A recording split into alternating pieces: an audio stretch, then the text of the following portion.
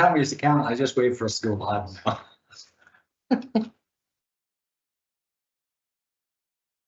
Well, good afternoon, members of council and members of our management team. We have 9 attendees that have logged on via electronic media. Also, I'd like to recognize we have guests, Brian and Laura in our audience. Thanks for coming. We seem to like the Steamville Council Chambers. We see you a lot, but we want to see you keep coming, okay? We don't get enough people into our lobby. So it is 12:10, a beautiful day in Steamville, Newfoundland. It is November 21st, and I would ask, I'll call it to order. Ask a member of council to call this meeting to order. Moved by Councilor Darren Roberts, second by Councilor Maurice Hines. All in favor? Aye. Carried. Our land acknowledgement. Before I say our land acknowledgement, I have to say to the great work our Royal Canadian Legion has done this year with the dining in, how I think that's the first time we did a land acknowledgement at our dining in. Yes, it is. And it just shows how reconciliation is working in different groups. So we want to thank you for that. Thank you. Yep. So we respectfully acknowledge the town of Stephenville as the ancestral homeland of different populations of Indigenous people.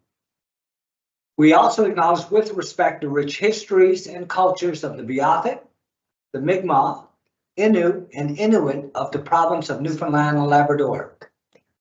Just a little note, a little history, I think I got it right, but on the Bering Strait 10,000 years ago, it's estimated by archaeologists that the first Indigenous people arrived in North America 10,000 years ago and worked their way down the Pacific coast, and eventually as the populations grew, they went from into North America and reached the shores of places like Newfoundland and Labrador. Piece of history. Okay. Item number 3, we have an agenda in front of us. It is actually circulated on our website. I would ask a member of council that we approve the agenda as circulated. Moved. Moved by Councilor Laura Elwer. Second. Second, Councilor Darren Roberts. All in favor? Aye. Carried. And just for a moment there, I thought it was like in an option. Councilor Edwards said move, and maybe I'm thinking about the Ducks Unlimited option that's coming up, Maurice, That's it. but I thought it was, what's the person called the? Auctioneer, yeah. I'm just the favorite people. So. Trying to auction something off. Thank you. Good. Okay, so number 4, approval of the minutes. Our previous meeting, November the 7th, be it resolved to approve our public meeting of council minutes dated November 7, 2024. These were circulated by our town clerk. I would ask a member of council to move to approve. So moved. Moved by Councilor Darren Roberts, second. Seconded. Second, Councilor Maurice Hines, all in favor? Aye. Carried. Any matters arising from those minutes? I'm not sure if it fits here. What we did at the last meeting, defer one of the community grants, which is noted in the minutes, and that's something that I'd like to bring back to the table, maybe as a late item in finance or wherever it goes. I don't know. Okay. If it's a finance issue, we'll bring it under finance. And Darren, I guess you'll be handling finance as our chair, Myra White, is unable to attend. She's at a commitment of family over in Nova Scotia.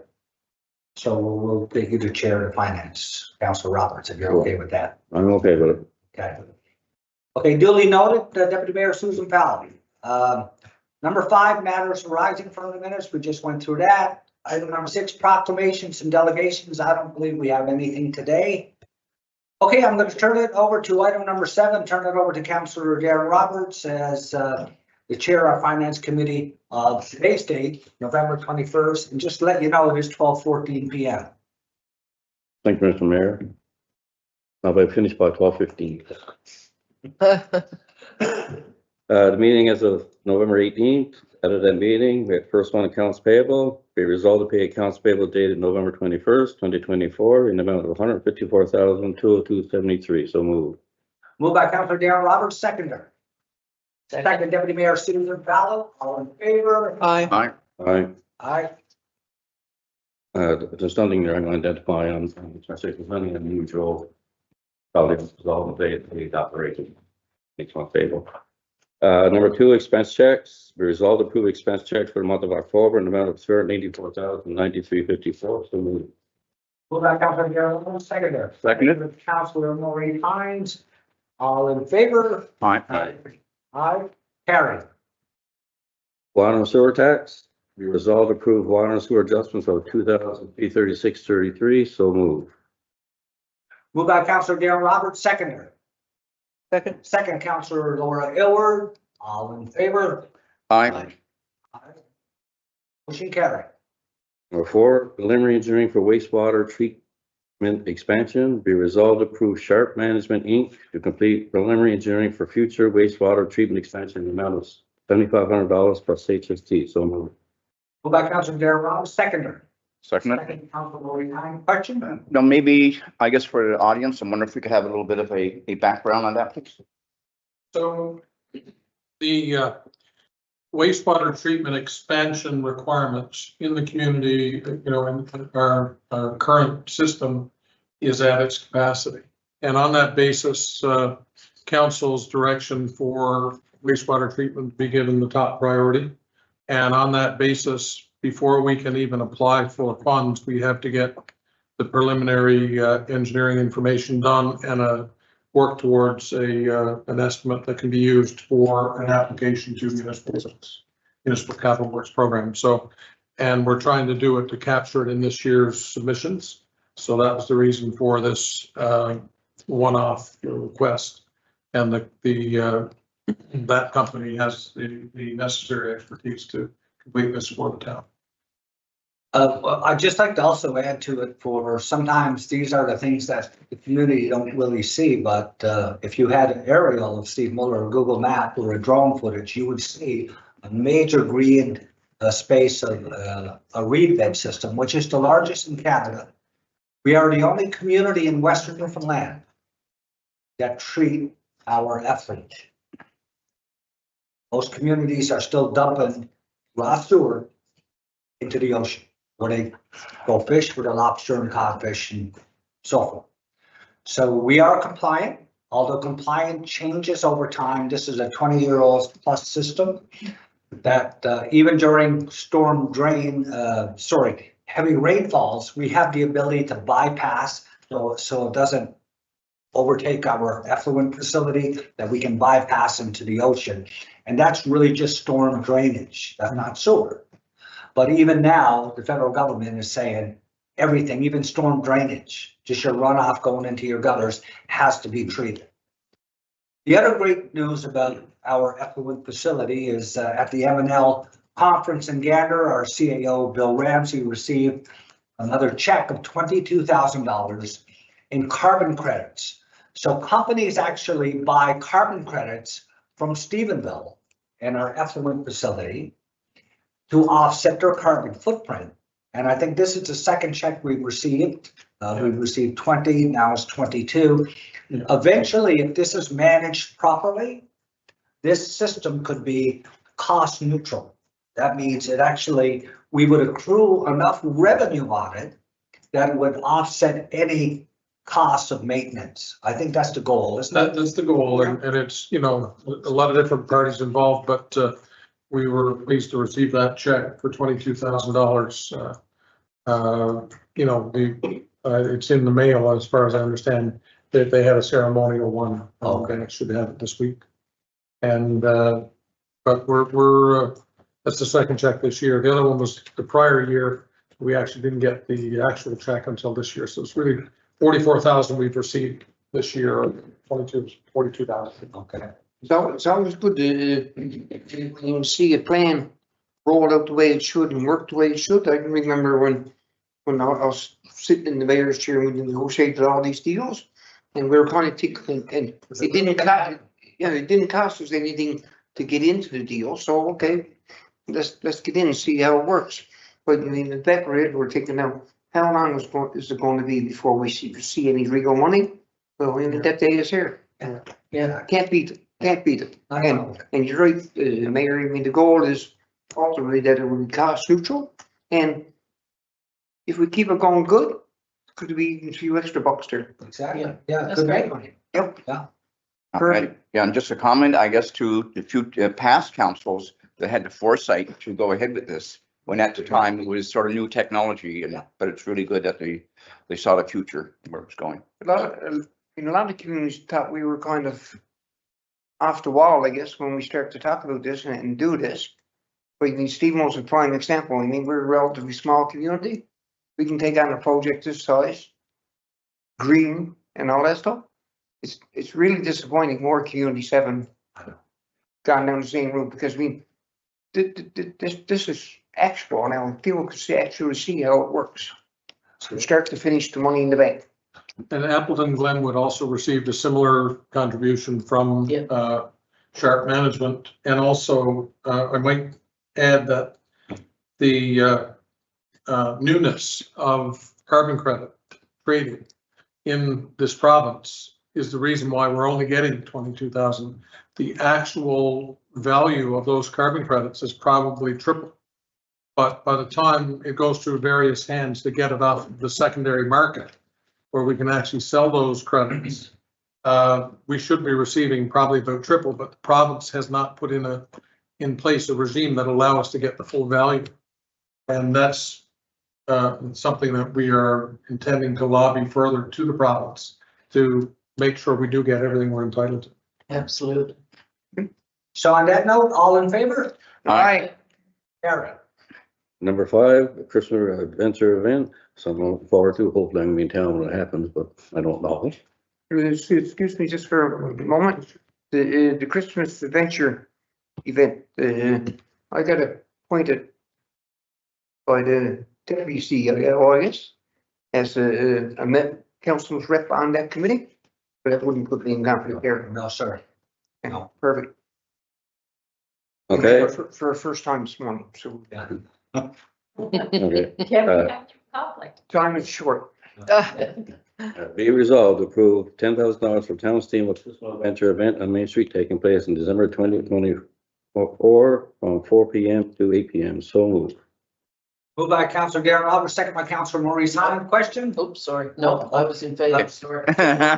I'm really pleased. I know they were looking at the dates, but the closer the date is to Christmas, the great thing about this date is there's probably a lot of university kids that's only going to get home that day, or family members that day, you know, so It's good. it's so great to see. And I Yeah. keep going the other way.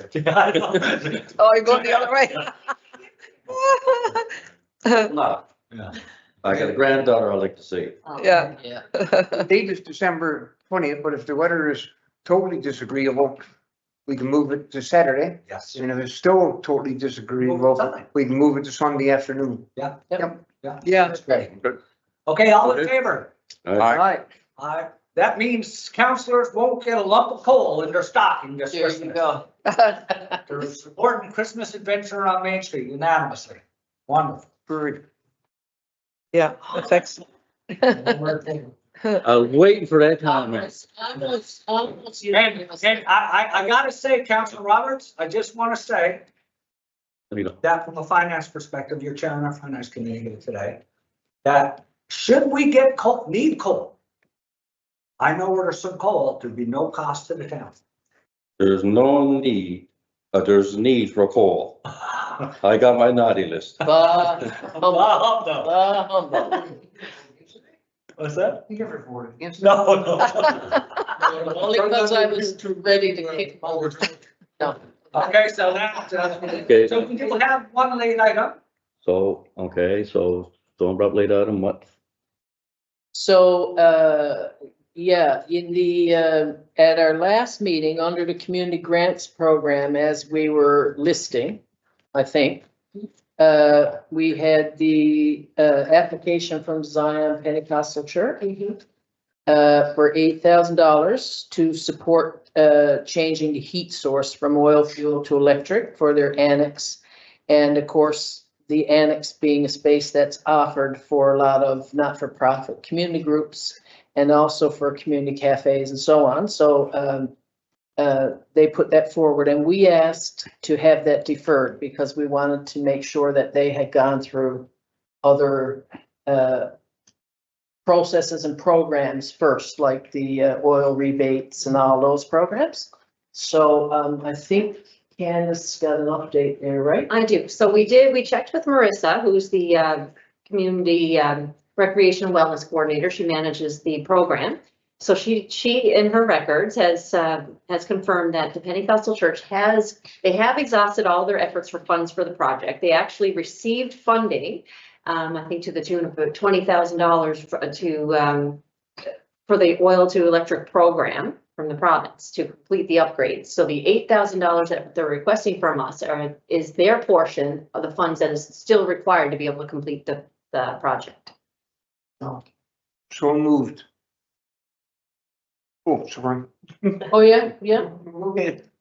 Well, I mean. I jumped into you that time, sorry. Yeah, no, you go right ahead, but, yeah, I don't know if so moved, or is that?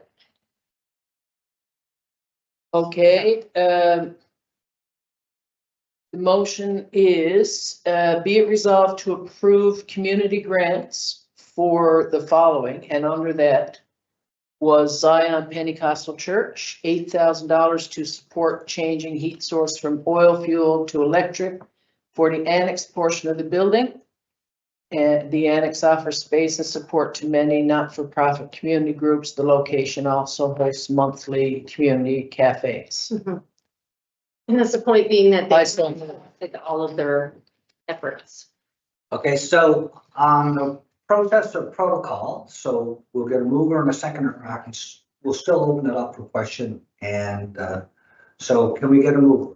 I so moved it. Moved by Deputy Mayor Susan Fallow, second Councillor Tom O'Brien. Okay, for question.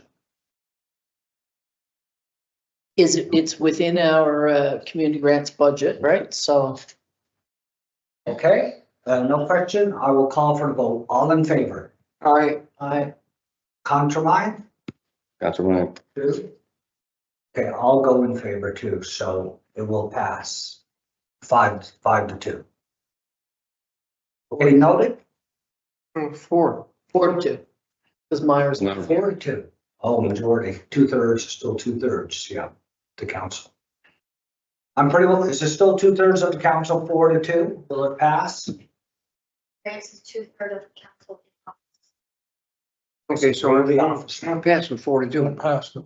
No, We'd have to bring it back to the next meeting. Okay, so we don't have the numbers, or you mean the vote that won't pass? Yeah, the vote won't pass it. Yeah, so, We need five. Yeah. Five votes. so it doesn't pass, I guess. It's- okay, so motion defeated. Okay. Okay. Anything that are on late for finance? No, that was it. That was it. Nothing? My understanding. Candace, Jennifer? Okay, Planning and Development Committee, I'm gonna turn it over now to our trusted chair of planning, the Councillor Gilbert. Oh, thank you, Mr. Mayor, but I think we're going to be here a long time because I got so much today.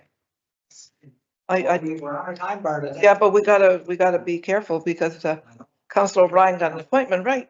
Okay. And not only that, it's my 65th wedding anniversary today. Congratulations. And my Aunt Magdalene, we had a double wedding 65 years ago, Congratulations. and our spouses are passed. Yeah. So we usually go out ourselves for a meal.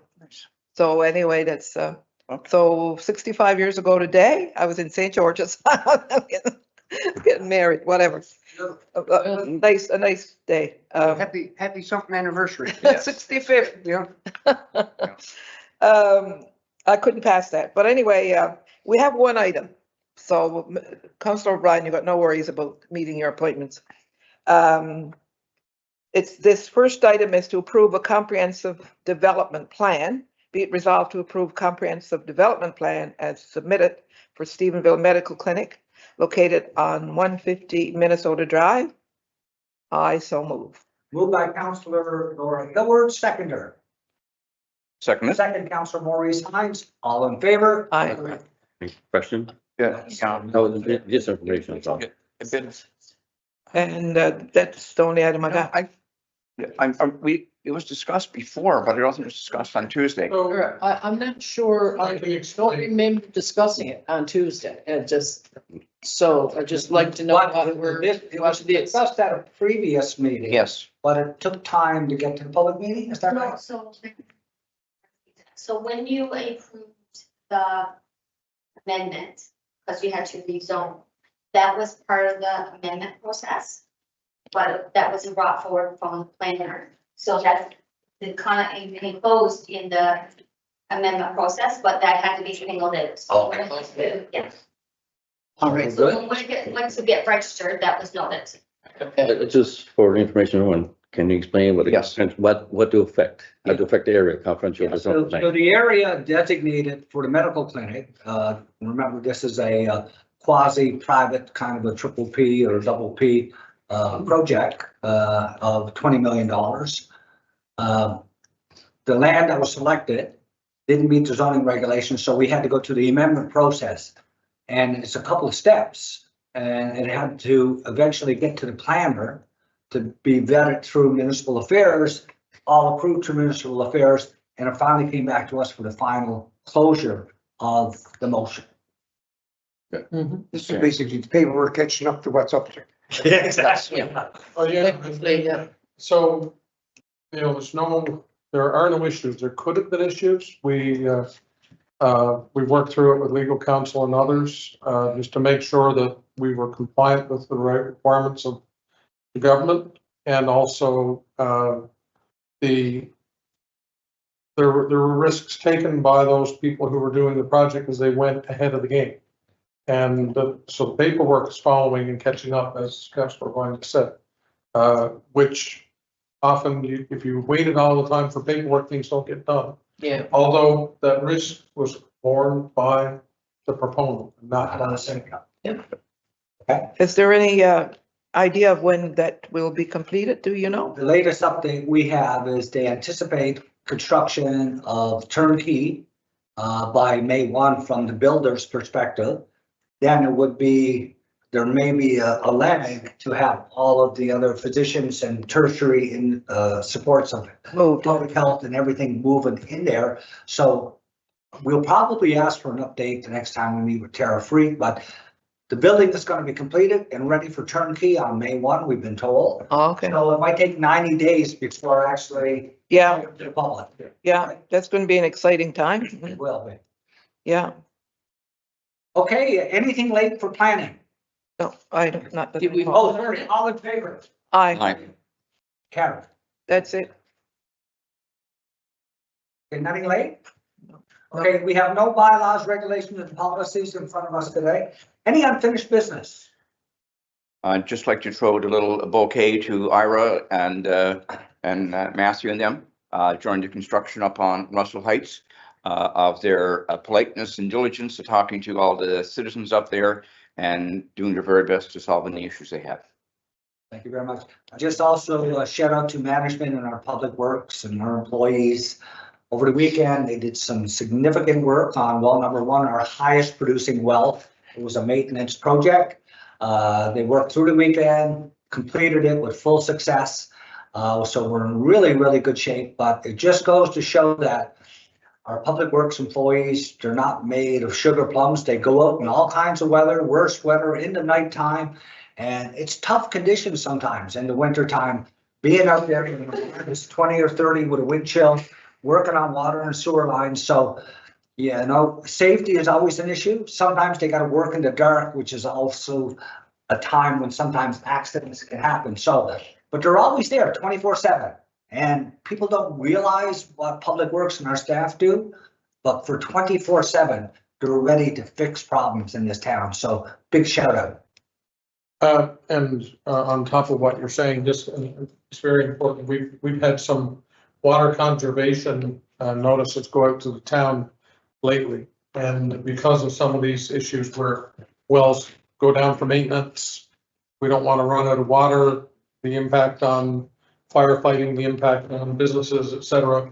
And as we get these improvements made, and a point of note, Mayor, is that that well number one that was down for maintenance was producing around 300 gallons per minute. It's now producing in excess of 600 gallons per minute. So it was like getting a free well for the maintenance work that was done and carried out very efficiently and at a much lower cost than one would be able to do if you just gave it to a contractor to do. Our public works people did a phenomenal job on it, and we had some contractor support that helped make that happen. On the notices of water consumption to the community, we've had good cooperation from local businesses, some which had to shut down, like the local car wash, one of the car washes there on the end of Main Street.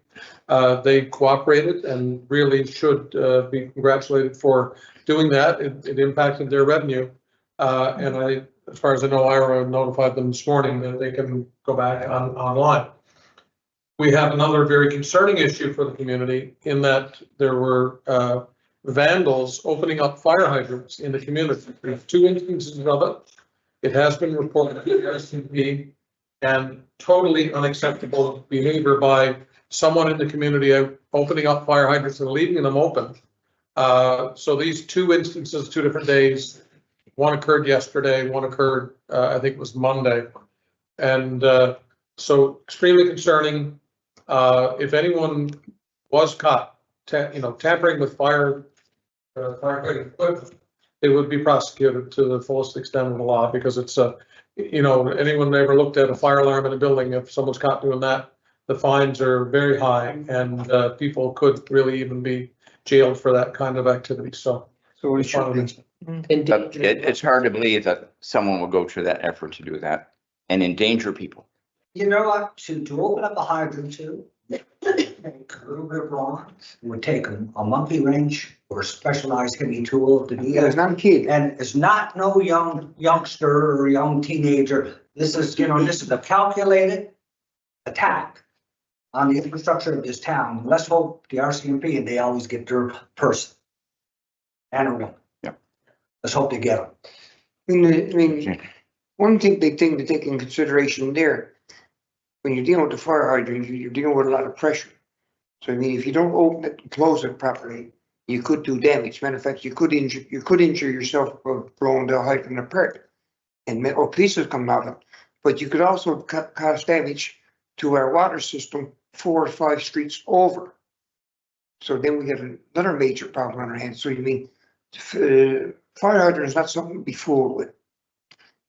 Good point. And just a reminder, I guess, on that note, that as a community, we've got to work together and come together sometimes. And so if people see that stuff or know of that stuff, make a phone call. You don't have to identify yourself, but you can certainly call and let the RCMP know that there's somebody at this moment, tampering with the hydrant. And I think we all got to take responsibility as citizens of the community to try to ensure that when we see things happening, we contact the appropriate people. And I know that's scary in today's world, but Crime Stoppers is anonymous, for example, so make the call.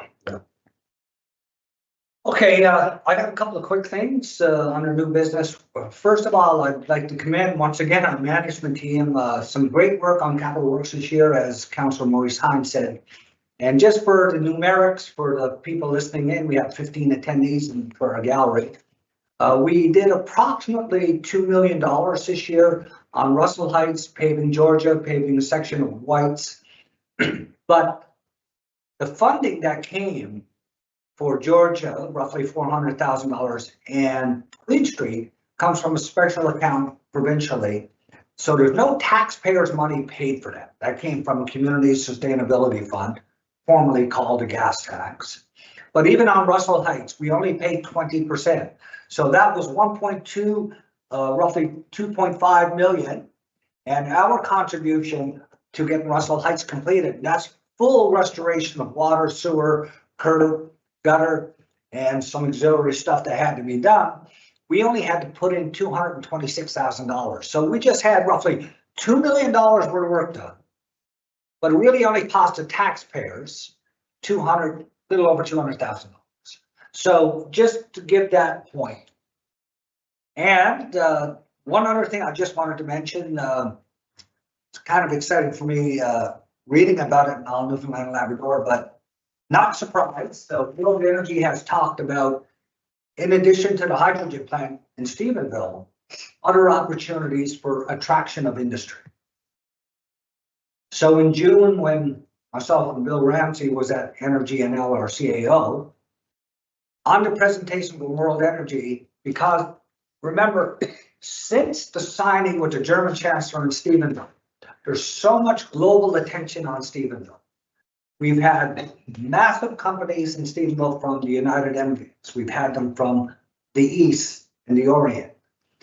A lot of attention, and the insatiable green energy from wind is so important to major multinationals today that what Mr. John Rizzi mentioned is there could be the potential of building another industry in Stephenville, which would be a data campus for artificial intelligence. Those companies, whether it's Microsoft, who need high data, they need energy that's green.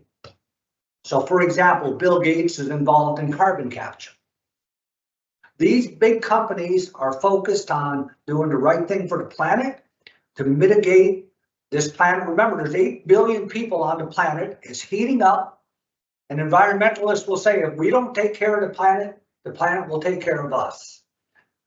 Stephenville, Newfoundland is a global asset with global attention. We have the best wind corridor in North America. We have massive infrastructure with ports and airports. We are in adjacency to Europe, to the St. Lawrence Seaway, to the Northeastern Seaboard, and the Northwest Passage. We have, the stars have aligned for Stephenville. So we hope additional industries, in addition to a hydrogen plant, will look at Stephenville for investment in capital because we got what it takes. I just wanted to say that. Anything else? I'm done. I need to say a couple of things. Okay. Our West Coast Healthcare Action Committee that was formed in 2003 to try to save our surgical obstetrical services. We had 2 giant rallies, as you know, at the Dome, filled to capacity. And we saved our surgical services. So as chair of that committee, I'm stepping down as chair, and Michelle Waite Smith is the new chair of that committee. So to inform the general public, and I want people to spread the word on behalf of Michelle, because she's not here today, and she wouldn't be, we're on the council here, but I'm doing it as a public announcement for the public that there will be an open forum on the 28th of this month at 7 o'clock at the main building of the College of the North Atlantic, the lecture theater. And anybody that wants to come out and voice their concerns, that would be welcome. It's a committee. It's a meeting it's a forum that's going to be for presenting your concerns. It's not going to be a forum for people getting into like a rally type, you know, out and get out of hand. It's going to be, you know, that's going to be done that way. So that's on the go. And the other thing is, let me see, what was the other thing? As far as the healthcare goes, there is a lot of work to be done still, because there's a lot of issues going on with family doctors and trying to get a doctor. And we're doing very well. We do have more doctors in emergency now than we ever had. We've got 2 more that are coming, so that's good. And the Bay St. George Medical Clinic, who is working as a collaborative clinic for the last year or so or more, they've got all the stuff in place. And when the new clinic is open, probably we'll be getting more equipment. And all the people that are there now, well, actually, there's no room down there for any more doctors. even if we had the doctor or two that come tomorrow and want to go to clinic, they can't go to that clinic because it's really, there's no room down there. For Laura. What? Sorry to interrupt you. Yeah. 2 new doctors, are they for emergency room or they? Student doctors? So 2 new doctors. Oh, yeah, they're for ER. Yeah, They're ER. Just for the ER. Emergency room, yeah, And yeah. are some of the ER doctors now, which we've done well with, are they though practitioners who moved from their practice into ER? No, None of them? let me see, which one would that have been? No, trying to think. Okay, because that's. No, you got, Moved into ER. we got one doctor that's been here totally in the ER for a long time. And then we had another one that was from here, but he did have a practice years ago, but he moved to ER, but he's not there anymore. He's still in town. He lives in town, but he's doing practice somewhere else. Oh. And who was the third one? Laura, just for clarity now, just correct me if I got this right. So, good question there. Yeah, The healthcare demands are changing, as we will know. So one time, your GPs that were in the community, fee for service or salary, they all spent time covering the ER. yeah, But because the shortage of doctors and NPs and stuff like that, more people go to the ER now. Now, the ER and going to the hospital is really for an emergency. It's not to go because you want to see a doctor. no, You know, that's what family doctors for. So what's happened now, because of work-life balance, a lot of GPs don't want to work. They want to work for clinic all week long and be on yeah, weekends. So now Western Health has hired dedicated GPs to work in the emergency department to take the pressure from a work-life balance off of your GPs in the community, whether you're salaried or fee Yeah. for service. yeah, So, and the other thing I just want to say, and I always tell people when I run into somebody say, I don't have a doctor, well, I said, I think I know how to get you one real quick. So when my doctor left, I just went up to the Basic Georgia Medical Clinic, pulled the little tab, went and sat in front of the receptionist and said, can you assign me a doctor? And I was assigned a nurse practitioner, and this is Nurse Practitioners Week. yes, but Were you in that clinic? that's what were you in that clinic? Yeah, Well, I was in that I was already there. yeah, well, that's That's the thing, That's the yeah. difference. yeah, that wouldn't happen. Like I'm on the list, supposedly on the list. And I'm supposed to be urgent because of an autoimmune Yes. problem. And when I checked, the person that was there prior to that was doing all of that said they were only doing the people on the list from 2022. Yeah. So I know my brother and his wife were patients of, I'll say the name because he's gone anyway, Dr. Maxwell. And when he left, he had written urgent on their referral or whatever, and they got into a nurse practitioner where you got in.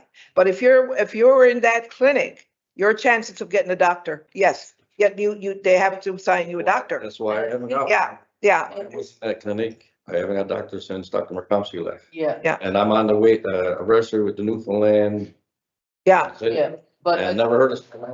I That's a year. think there's a- Same here, Darren. There's. Yeah. Same here. And you know, I've been a lot longer than that, but I think there's a bigger issue that obviously has to be grappled with, and that is you put more doctors and hire them as ER doctors, right?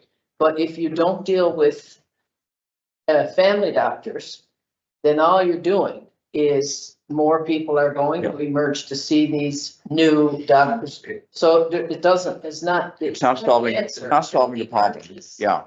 Is not emerged right now. It's ethical treatment. And Here to but sit and wait. getting back to the emergency room,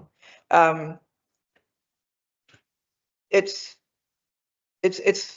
some of the doctors, like for example, one doctor that works down the medical clinic. He does work in the OR too. So they send other doctors to work in the OR. Now, ER, some of them don't want to. Like the mayor was saying a minute ago, doctors that are coming on stream now, they want to work a 9-to-5 job. They don't want to be working any after that. But the problem is Dr. Crowley told me before he left, and I don't mind saying his name either, because he said he comes here from April to October and he's a good surgeon and everybody loves him. And you know, he said from April to June, he had diagnosed 7 people here with cancers. And he said he figures the reason why is because they didn't have a family doctor. And he said, you need some advocacy in the community to fight for your health care. Now, if you go to the nurse practitioners that are private and you go to get, she gives you or he gives you a requisition for blood work, you can't get your results unless you pay another $40. They won't give them to you. For your yearly fee. If you don't have the yearly fee of 300. So there's problems all around that area too. And the Premier did say he was working on it. But what I'm saying is here in Stephenville, we are lucky that we have the doctors that we do have, because compared to other communities, but that don't mean we can still use more doctors, right? And here's this clinic up there, Dr. Makomsky had, sitting there, not doing anything. So I would say if there's any young doctors out there that wants to start a business, come here in town and want to get that clinic going. That's because that's gone way down in price, the sale of it. Yeah, You know? one of the, I know at the urban municipalities meeting, we had a presentation by the central organization for family doctors. I forget what they were called. And I think there is a Western equivalent, but we haven't really heard much. But one of the issues that they talked about in terms of family doctors coming to communities was about the expense of setting up practice, especially if you're new and young and have a student loan or loans to pay off or whatever. But and so what they've worked with communities, obviously. Like what they said to us was, if you want to really provide bonuses and benefits and all that, provide it in the form of a clerical person or something who works in the clinic, or pay our light bills or pay the heat bills, or offer the service, because it's all that overhead that prevents people from setting up clinics. And so a lot of doctors don't want to go and practice for themselves if it means they got to take on that extra. So there are other things we could, you know. But I mean, Councillor Deputy Mayor Fowler, also the fact that, but if they had a team, it would be different. Yeah. You know, they could all chip in. Now, did you see the clip on the news where this doctor in Deer Lake has given up her family practice because she's too overwhelmed? Cornerbrook, is it? That was there on there the other day. So there's a lot of people there losing their family doctors. Been there for a good while. I think medical clinic will actually help retain and attract Certainly try. and give more functionality to the physicians that are and overall good to the residents. So that should benefit our healthcare, but we still have to keep the pedal to the metal on being the advocacy to have better services. And like one of the things on the table that we've talked to Western Health and to all the key people that make managerial decisions is that we were designed for obstetrics. This will be an area that would have the highest ratio of births over the next 5 to 10 years in the region because of young families moving in. So it's time now to start the planning, start the attraction, start the budgeting, and start tooling up so we can get obstetrics back in Stephenville. Because the money's still there It is, yeah. in government, still there. Yeah. So is there anything else before I call for adjournment? No? So moved by my good buddy, Councillor Tom O'Brien. Backs me up to adjourn these meetings. That'd be second by Councillor Laura Aylward, all in favor. Very little. Tom, you weren't here, we won't be